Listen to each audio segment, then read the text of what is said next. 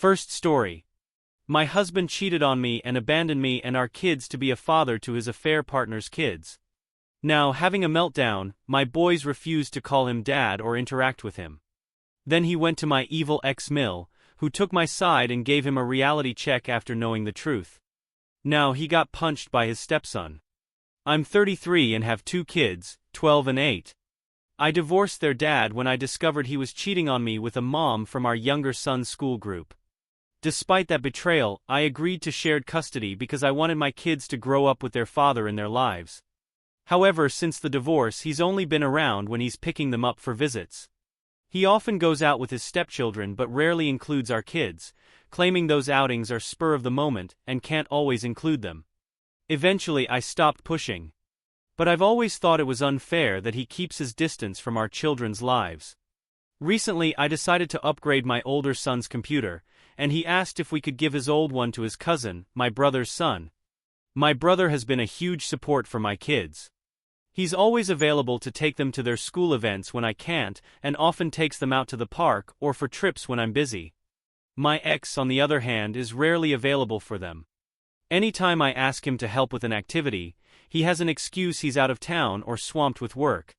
Ironically though, whenever his stepkids need something, he's there. Once he even argued with the stepkid's father at a school event, insisting he had the right to be there. When my ex found out I gave the computer to my nephew, he got upset. He complained that if I had money to spare on a gift like that, I should have forgiven 2 months of child support he'd missed since his finances were tight with a new baby.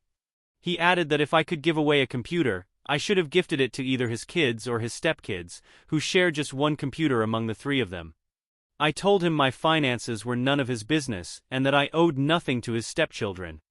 Then his wife jumped into the conversation, accusing me of spoiling my son by giving him a new computer and of being petty for letting my son bring it to their house, claiming it was just to show off in front of his step-siblings.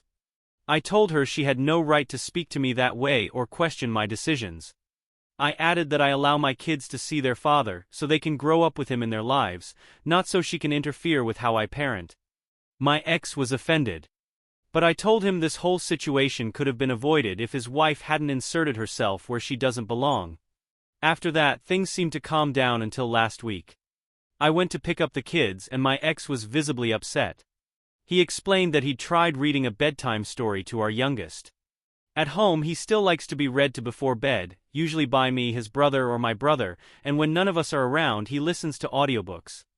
Apparently, my ex wanted to make an effort to connect. So he offered to read to him.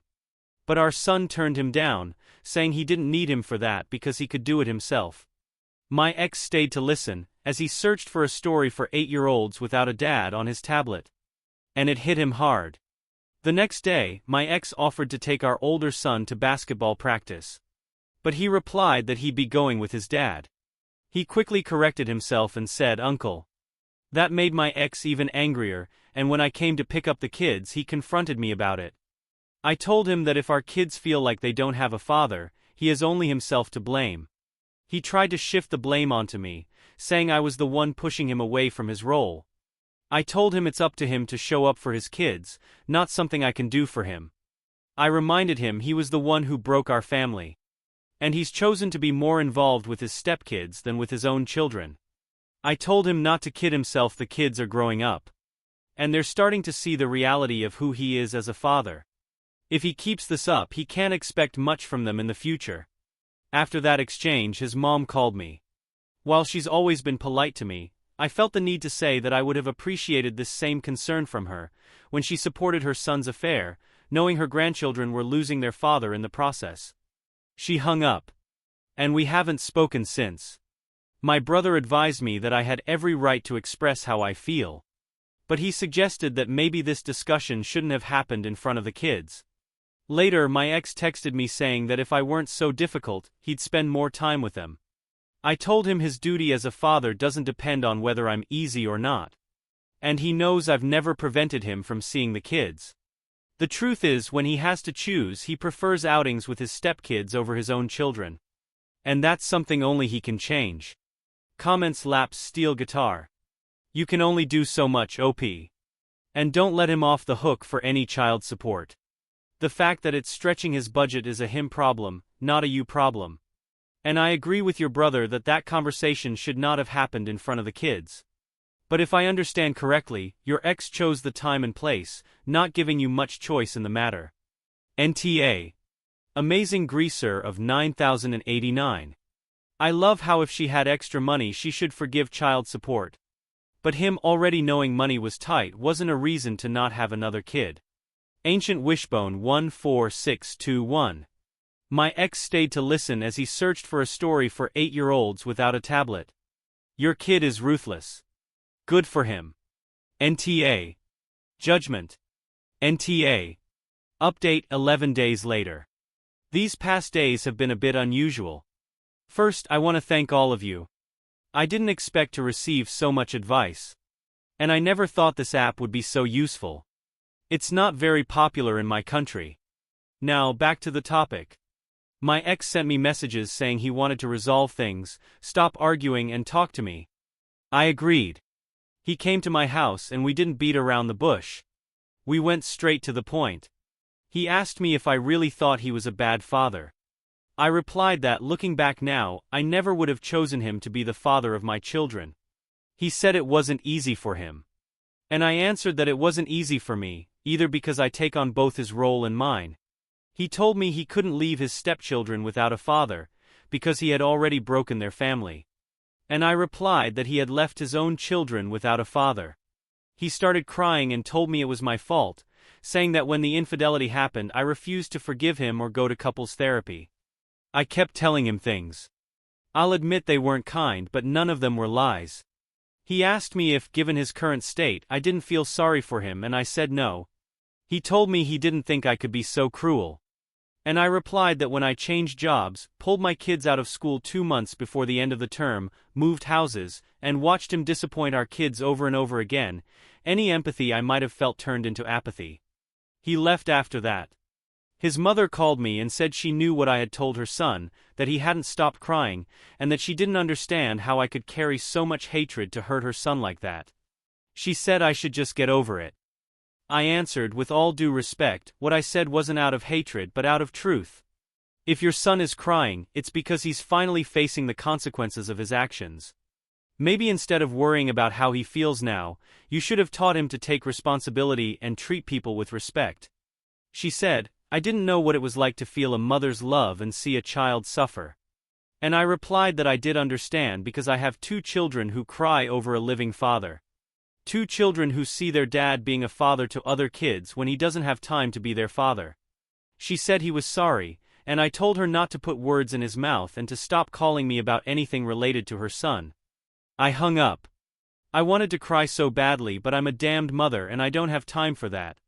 I want my kids to feel safe, loved, and strong enough not to need anyone, not even me, to be themselves. Last Thursday I took my kids to their cousin's birthday party, hosted by my ex-sister-in-law. I still have a good relationship with her. She was the one who told me about the infidelity, and that her mother was already encouraging it. My ex showed up alone and irritated. My kids kept their distance from him. They kissed his hand but then ignored him completely. My ex-mother-in-law told the kids they should show more respect to their father. And my eldest replied that he doesn't show respect since he and his partner talk badly about me. I scolded my son, not for what he said but for how he addressed his grandmother. I told him it was wrong to eavesdrop on private conversations and repeat them. Then I asked him to gather his things because we were leaving. My ex-mother-in-law asked me not to leave, saying the kids were having fun, and we could resolve this as adults. She asked my ex what he had said, and he claimed not to remember. I told her I didn't care and she said we should be good parents. I replied that to be good parents you need to be good people first. My ex was getting agitated. My ex-mother-in-law asked why we couldn't have a civilized co-parenting relationship. I told her everything I've mentioned here about his free will to see the kids, and how the second custody agreement isn't working since he only sees them some weekends. My ex didn't want to discuss it, saying he had too many kids at home. My ex-mother-in-law told him the only kids who should feel comfortable are his, and the comfort of the others should be provided by their biological father. My ex wanted to end the conversation because his mother was scolding him for being a careless father. He also said it was my fault. I asked him to clarify how it was my fault. You can see the kids whenever you want. What more do you want? He started yelling, claiming I was only being petty because I didn't really need the money since I earned more than him and had fewer kids to feed. I told him I wouldn't continue the conversation, and that I'd show him what being uncivilized looks like by filing for the overdue child support payments.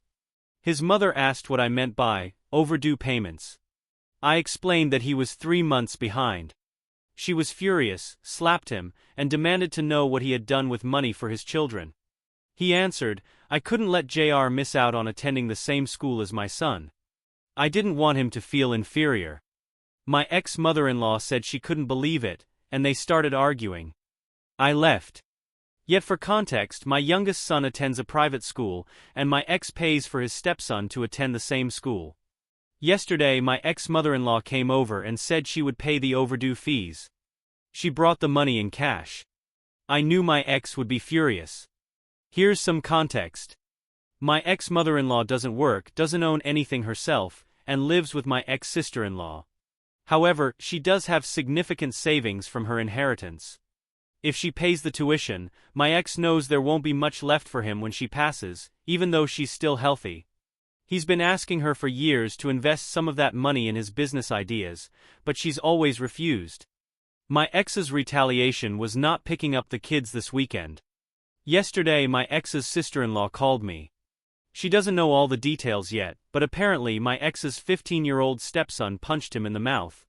She said she'll let me know exactly what happened once she finds out. And before anyone asks, the new custody agreement will likely take a year to finalize. The court says the overdue payments are the priority, and the rest can wait. We have more urgent cases. Comments Snoofers 496. At least his mama finally got some effing sense. Her son is a piece of SHT. Glasgow 1 times 10 to the power of 21. He obviously fed her a line of bullshit when she was defending him. Welcome 7940. When the evil mill turns on her spoiled child, you know he was 100% wrong. It's not even a question of perspective anymore. Unusual Potato 1515. The chef's kiss was being punched by the stepson. He prioritized his own kids over Bet. He feels utterly ridiculous now. Update. 1 day later. A promise is a promise. As I mentioned earlier, my ex's stepson had an altercation with him because my ex refused to let him go out. Now I have more details. My ex's stepson had plans to go bowling with some friends. His biological father had already given him permission and money for the outing. However, when he told his mother, she said he couldn't go because they needed him to stay home and watch his younger siblings. My ex and his wife had planned an outing and needed someone to stay with the kids. This led to an argument. The boy raised his voice to his mother, and my ex stepped in to demand that he respect her. The boy replied that he wasn't his father. Trying to maintain authority, my ex told him that as long as he lived under his roof, he had to follow his rules. The boy ignored him and turned away. My ex followed him and touched his shoulder to get his attention. At that moment the boy turned around, punched him, and shouted that he wasn't his father and could never compare to him. The mother scolded him for his behavior. But the boy, still angry, shouted back that he hated her. This version was shared by my ex and his wife with my ex-mother-in-law. My sister-in-law later related to me. They went to see my ex-mother-in-law to try to gain her sympathy and convince her to take care of the kids. The 2 stepchildren and the baby so they could go out. However, my ex-mother-in-law told them she would not take care of the children. When I spoke to my ex, he mentioned he was dealing with family issues and claimed that the boy's biological father was turning him against him. He didn't give me many details and omitted most of what my sister-in-law had shared. He simply informed me that due to the situation, he wouldn't be able to pick up our children this weekend. The 15-year-old boy is now staying with his biological father. As for what I mentioned earlier, my ex was 2 months behind on child support. And that same week he was supposed to make another payment. He didn't, leaving him 3 months behind. In the end, his mother was the one who covered the overdue amount. Regarding the child who attends the same school as my son, it's not the 15-year-old involved in the altercation. It's his younger stepbrother who is 8 years old, the same age as my son. I decided to enroll my son in that school when the affair became public. At the time I was working as a kindergarten teacher at the same school, and the boy had been one of my students. We all knew each other, and to protect my children from rumors, I transferred them to a private school. This happened 2 months before the school year ended. Thanks to the circumstances and the support of some kind people, we managed to get them admitted. Comments room 123. So even after the punch and the argument, they still wanted to go out. What a pathetic excuse for parents. I hope their marriage eventually falls apart. Caroline Amama 2015. Not only did they want to go out, but it's funny how he had money to take his new wife out, but not pay child support for his 2 bio children. Whatever 53B143, I think it's funny that because of the altercation he said he couldn't take his own children for the weekend. So, the 15-year-old was right. The man would never compare to the kid's father. The kid's own father is a better man. Libra Harperserane. A true father would prioritize his children's needs, especially during a conflict.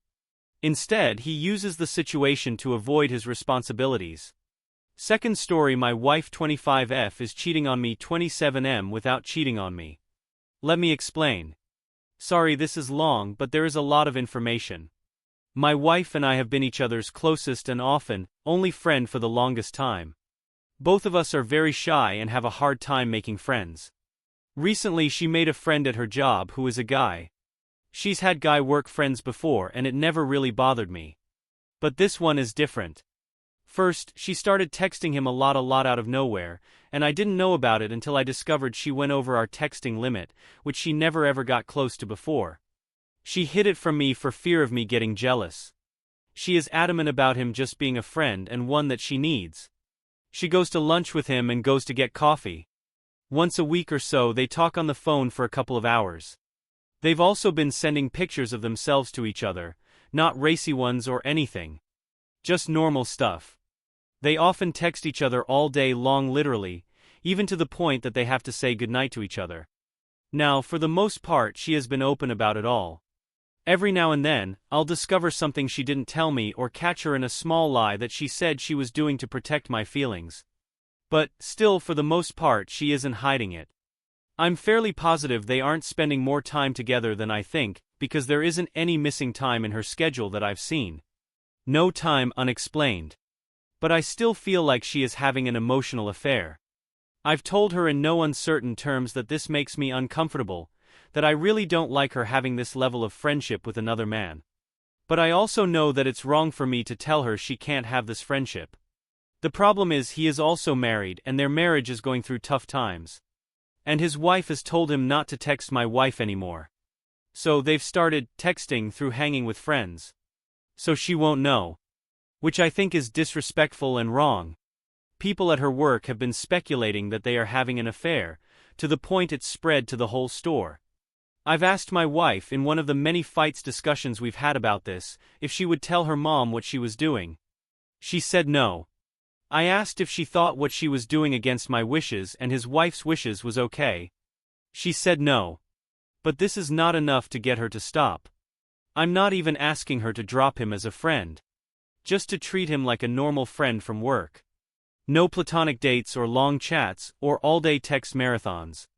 She has even told me that if the situation was reversed, she would hate it if I had a girlfriend like this. But still, this is not enough for her to stop. I cannot talk to anyone about it. Because every friend or family member of mine is also close with her, and I wouldn't want anyone thinking less of her or knowing we're having this issue. So, I have to suffer in silence. I don't know what I should do. I'm trying to respect her and not be overbearing. But this whole thing just feels like it has gone way too far. And I feel I am justified in hating this. It feels good just to write this all out. Sorry I rambled and jumped around a bit. Just so much information. Anyway, what do you think? Am I just being too sensitive, a paranoid?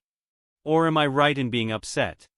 TLDR, my wife has a guy friend that she spends way too much time with and energy on, to the point that everyone at their work thinks they are having an affair. I've been clear that I am uncomfortable with this. But I don't want to be controlling. So I let my feelings be known but stop short of putting my foot down. My wife hasn't backed off even a little bit. But she has been mostly open about everything, not really hiding it from me. Should I be worried? And if so, what should I do? I will not be leaving her. And she knows that. So that threat is not an option. Update. Thank you all so much for your comments and advice. It has all been very eye-opening and helpful. I realize now that I am in denial, and that whether she realizes it or not, this is a problem that needs fixing. I left her a letter at home explaining my feelings and packed a small bag. I'm spending the night in the hotel and have asked to meet with her tomorrow to talk this thing out. I don't know if this is the right step to take first. But I feel like I need to wake her up to the fact that I am not going to be okay with this. I'm sure she'll try and find me tonight. Don't know if I'll answer when she does. Not sure what is going to happen. But whatever is going to happen, it happens now. I'll post a proper update soon. Also, sorry for the confusion about the gender thing. I didn't even realize I listed myself as a female until someone directly asked me if I was a lesbian. That explains a few other slightly puzzling responses too. Haha. But yeah, I'm a guy. Update. Thank you all so much for your comments and advice.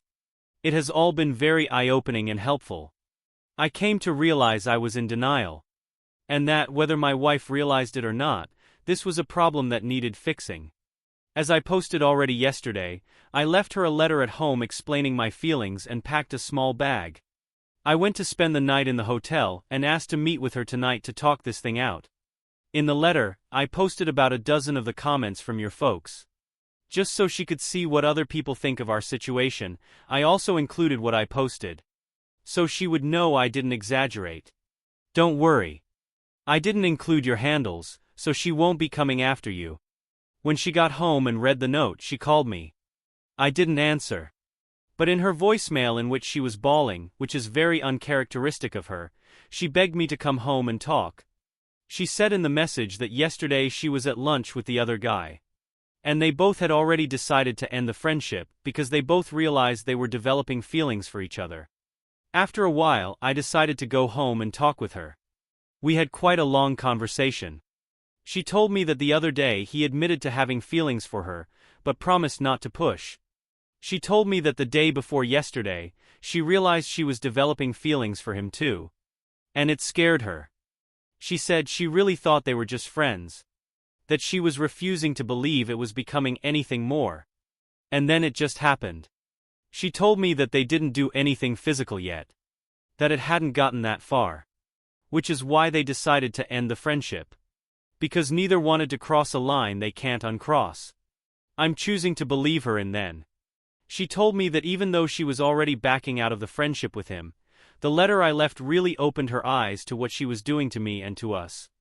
It killed me to see her so broken and ashamed. I've never seen her like this before. We both cried for a long time. I said everything I had to say and asked the questions I needed to know the answers to. I believe she was honest with me finally about everything, including some things that were hard to hear. This went on for a couple of hours. Instead of staying at the hotel by myself, I invited her to come with me. We went out to dinner, went to the hot tub at the hotel, and then had a wonderful night together. Now, I know what some of you are thinking. But this isn't the end of it. We've got a lot of stuff to work through. We're talking about some counseling, and it'll take me a while to fully trust her again. I'm not just letting it slide like nothing happened. But I'm also not giving up on my marriage. I will not. I never will. Some of you may think that makes me a chump. But I don't care.